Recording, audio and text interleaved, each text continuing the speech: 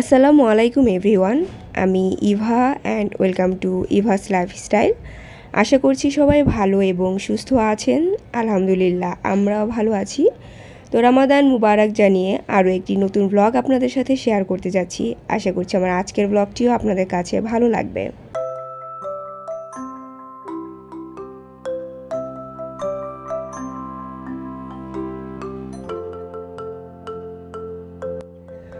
তো ছুটির দিনে লিয়ানাকে দিয়ে টুকিটাকি একটু কাজ করানোর চেষ্টা করি আর কি। আর এখন যেহেতু রোজার সময় যতটুকুই কাজ করে দেখ না কেন এটাতে কিন্তু আমার অনেকখানি হেল্প হয়। তো যাই হোক, আমি সকাল থেকে তো অনেক কাজই করেছি, তো সেগুলো আর রেকর্ড করা হয়নি। এখন আমি চলে এসেছি হচ্ছে ইফতার রেডি করার জন্য। তবে এতদিন তো বেশ ভাজা পোড়া খাওয়া হয়েছে, তো মনে হলো আজকে একটু অন্য টাইপের খাবার খাই। আর বলতে গেলে এই ধরনের খাবার আমি এর আগে কখনোই ইফতারিতে খাইনি, এবারই আমি ফার্স্ট টাইম করছি। আসলে মুখে তেমন একটা টেস্ট নেই, তো তাই কখন কি খাবো, কি খেয়ে মজা পাবো সেটা আমি বুঝে পাই না। তো যাই হোক, আজকে আমি যে খিচুড়িটা রান্না করছি, পাতলা খিচুড়ি করব, এটা কিন্তু সবাই কম বেশি পারে। তবে শেষে একটু টুইস্ট থাকবে, যেটা কি না এটার খিচুড়িটার টেস্ট অনেক গুণ বাড়িয়ে দেয়। তো আমি এখানে নর্মাল যে ডাল থাকে, মসুরের ডাল, তারপর হচ্ছে মুগ ডালের সাথে পোলাওর চালটা নিয়েছি। পোলাওর চাল আর ডালের পরিমাণ সমান পরিমাণে। তারপর সামান্য আদা রসুন বাটা, হলুদ, মরিচ, ধনিয়া, তারপর হচ্ছে তেজপাতা, তারপর দিয়েছি লবণ, তেল, পেঁয়াজ কুচির পরিমাণটা একটু বেশি করে দিয়েছি। দেন সব কিছু মিক্স করে আমি পানি দিয়ে পরিমাণ মতো খিচুড়িটা বসিয়ে দিলাম। সেই সাথে একটু সরি বলে নিচ্ছি, কারণ আমার ভয়েস ওভার দেওয়ার সময় হঠাৎ করে কলিং বেলটা বেজে উঠেছে, যেটা কি না পুরো পারফেক্টলি শোনা যাচ্ছিল। তো যাই হোক, এখন হচ্ছে আমি আরেকটা স্ন্যাক্স বানাতে চলে এসেছি। তো এতদিন তো অনেক কিছু বানানোর প্ল্যান করে রেখেছিলাম, কিন্তু আর করে হওয়া উঠছিল না। তো এখন যেহেতু আলহামদুলিল্লাহ ভালো ফিল করছি, তাই মনে হলো প্রতিদিন একটু একটু করে এটা সেটা করব, যা যা আমি আর কি চিন্তা করে রেখেছিলাম। তো এখানে আমি হচ্ছে একটা সস বানিয়ে নিচ্ছি। তো প্রথমে আমি যে হানি মাস্টার্ড সস আছে সেটা দিয়েছি, তারপরে টমেটো সস, চিলি ফ্লেক্স আর বিবিকিউ সসটা দিয়েছি।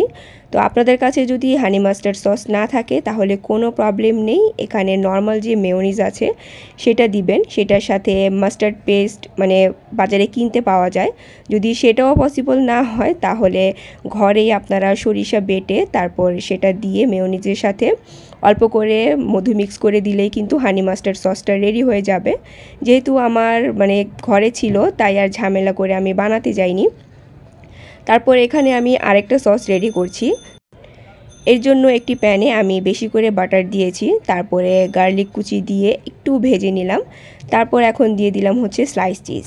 তো এইখানে আমি হচ্ছে একটা মিস্টেক করে ফেলেছি এই স্লাইস চিজটা দিয়ে, কারণ আমি যে ভিডিও দেখে এটা বানাতে যাচ্ছিলাম, তো ওই ভিডিওতে দেখা যাচ্ছিল চিজটা পারফেক্টলি মেল্ট হয়ে গিয়েছে, কিন্তু সামহাও আমারটাও মেল্ট হয়েছে, কিন্তু ঠান্ডা হওয়ার পর আবারও জমাট বেঁধে গিয়েছিল। তো এর জন্য আমি আপনাদেরকে বলবো যে এই স্লাইস চিজটা না দিয়ে জাস্ট বাটার দিয়ে গার্লিকটাকে হালকা একটু ফ্রাই করে এরকম ধনেপাতা দিয়ে মিক্স করে নিলে কিন্তু সসটা রেডি হয়ে যাবে। ভয়েস ওভার দিতে বসলে কি যে এক যন্ত্রণা, প্লেন যাবে, গাড়ি যাবে, এখন আবার মসজিদে অ্যানাউন্সমেন্ট শুরু হয়েছে। এতক্ষণ আমি ঘোরাঘুরি করছিলাম, তো মনে হলো যে হঠাৎ করে একটু ভয়েস ওভারটা দিয়ে দেই। কোনো সাউন্ড ছিল না, যেই আমি বসলাম আর অমনি বিভিন্ন ধরনের সাউন্ড কোথা থেকে যে প্রকট হলো।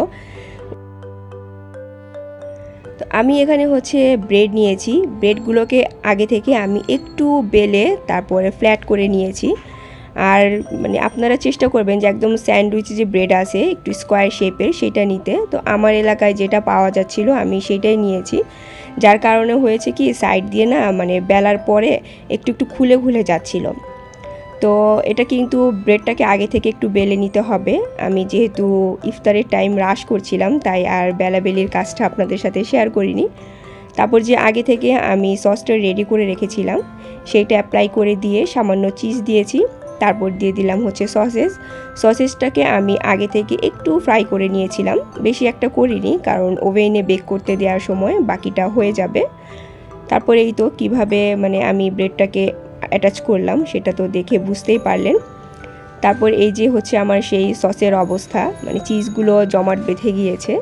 তো এর জন্য বলেছি যে এখানে স্লাইস চিজ ইউজ করবেন না, ওইখানে ইউজ না করে আপনারা ব্রেডের মধ্যে অ্যাপ্লাই মানে দিতে পারেন। যেমন আমি সসটা দিয়েছি মেয়োনিজের, সেটা দিয়ে তারপর হচ্ছে স্লাইস চিজ দিয়ে, তারপর হচ্ছে সসেস দিয়ে, তারপর মজারেলা চিজ দিতে পারেন।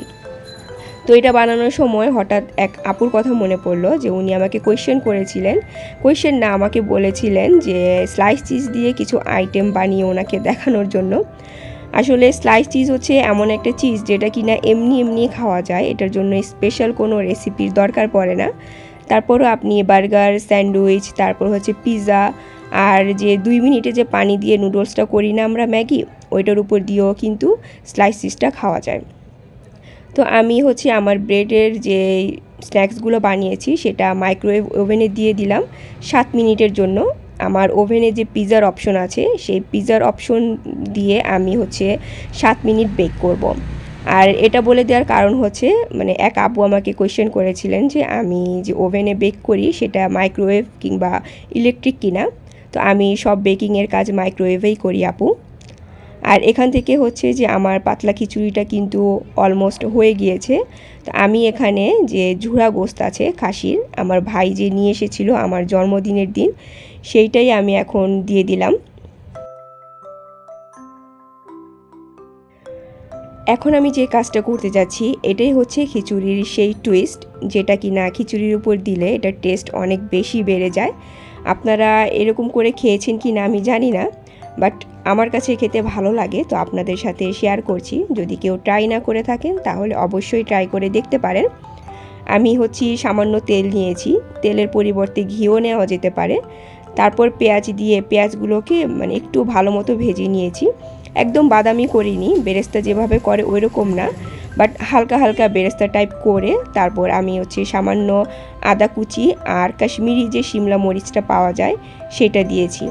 তো কাশ্মীরি মরিচটা দেওয়ার পর জাস্ট 10 থেকে 20 সেকেন্ড নেড়ে চেড়ে আমি এই যে খিচুড়ির ওপর দিয়ে দিলাম একটা তারকা। আর অবশ্যই কাশ্মীরি শিমলা মরিচ দিতে হবে, নর্মাল যে রান্নার শুকনা মরিচ আছে সেটা দিলে কিন্তু হবে না, তাহলে কিন্তু মরিচের একটা যে ফ্লেভার সেটা থেকে যাবে। তো এই তারকাটা দেওয়ার কারণে কিন্তু এই খিচুড়ির টেস্টটা অনেক বেড়ে যায়।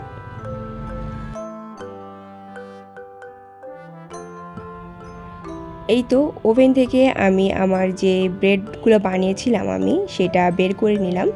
আর এটার উপরটা কিন্তু অনেক সুন্দর ক্রিস্পি হয়েছে, কারণ হচ্ছে বাটার গার্লিকের যেই সস সেটা দেওয়ার কারণে।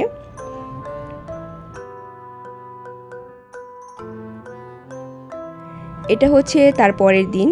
তো গতকালকে আর কিছু আমি রেকর্ড করিনি, আজকে হচ্ছে 10 রোজা।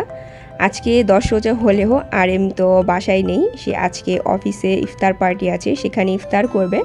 তো আমার একার জন্যই আমি ইফতার এখন আস্তে আস্তে রেডি করে নিচ্ছি। আর যেহেতু সন্ধ্যার সময় আমি আমার মোবাইল দিয়ে তেমন রেকর্ড করতে পারি না, কারণ কিচেনের লাইটটার জন্য ক্যামেরাটা কেমন ব্লিঙ্ক করতে থাকে। তো এর জন্য এখনকার ক্লিপ দেখা যাবে যে প্রায় সময় এরকম ব্লিঙ্ক করছে। তো যাই হোক, এখন আমি আমার পছন্দের ড্রিঙ্কসটা বানিয়ে নিচ্ছি। দেখা যায় রোজা আসলে এই ড্রিঙ্কসটা আমার কাছে খেতে ভীষণ ভালো লাগে। এটা রুহ আফজা দিয়ে করা হয়। আর আমার ঘরে যেহেতু আর কেউ এটা পছন্দ করে না, তাই আমি একাই যেহেতু আজকে ইফতার করব, তো মনে হলো এটাই পারফেক্ট সুযোগ। কারণ গত বছর হয়েছে কি আমি ডাবল করে মানে শরবত খেয়েছি, মাঠার শরবতও রেখেছি, সেই সাথে দেখা গিয়েছে যে এটা ওইটার শরবতও আমি করে খেয়েছি। তো ডাবল শরবত খাওয়ার কারণে আমার স্কিনে এমন র্যাশ হয়েছে যেটা কিনা আমি তখন বুঝতে পারিনি, বাট সামহাও ইদানিং শুনলাম যে বেশি পরিমাণে সুগার ইনটেক করলেও এরকম বিভিন্ন ধরনের র্যাশ হয়। আর এ কারণে আমার কাছে মনে হলো যে গত বছর যেহেতু আমি অনেক শরবত টাইপের জিনিস খেয়েছি, মানে সুগারটা বেশি ইনটেক করা হয়ে গিয়েছে, এর জন্য আমার এরকম র্যাশ হয়েছিল। এই ভয়ে আজকে মানে এইবার রোজাতে আমি দেখা যায় যে ওয়ান টাইপ অফ মানে শরবত করি, আর করলেও সুগারের পরিমাণটা খুব কম দেই। তো এতদিন যেহেতু আমি আমার এই পছন্দের রুহ আফজার শরবতটা খাইনি, আজকে ভাবলাম যে এটাই করে নেই, মাঠার শরবত আর করতে হবে না। তো চিয়া সিড, তারপর হচ্ছে সাগুদানা, রুহ আফজা, চিনি, দুধ, এগুলো দিয়েই আমি একটা মানে শরবত বানিয়ে নিলাম। এখন কয়েকজন আপুর কমেন্টে রিপ্লাই দিয়ে দেই, আর সেই সাথে ডাম্পলিংটাও বয়েল হওয়ার জন্য দিয়ে দিচ্ছি। তো আমার গতবারের যে গিফটগুলো মানে সেটা দেখে কোয়েশ্চেন করেছিলেন যে আমি কোন পেজ থেকে কিনেছি। আমি কিন্তু ভিডিও মানে দেখানোর সময় কিন্তু আপনাদেরকে বলেছিলাম যে আমেরিকান ডায়মন্ড নামের একটা পেজ আছে, যেটা কিনা রিসেন্টলি অনেক বেশি ভাইরাল হয়েছে। তো সেই পেজ থেকে কিন্তু আমার জন্য গিফটগুলো অর্ডার করেছিল, যদিও আমি সেটা জানি না, হাতে পাওয়ার পর তারপর দেখেছি। তো সেই ইয়েগুলোর কোয়ালিটি কিন্তু অনেক ভালো ছিল। তাছাড়া কিন্তু লাইফ টাইম মানে এক্সচেঞ্জের যে অফার সেটাও কিন্তু ছিল। আজকে আমি একা ইফতার করব, তাই এক প্লেটের মধ্যেই ফাঁকিবাজিভাবে সব কিছু নিয়ে নিয়েছি, কারণ আজকে প্লেট বাটি ওয়াশ করার জন্য তো আরেম নেই, আমাকে ওয়াশ করতে হবে।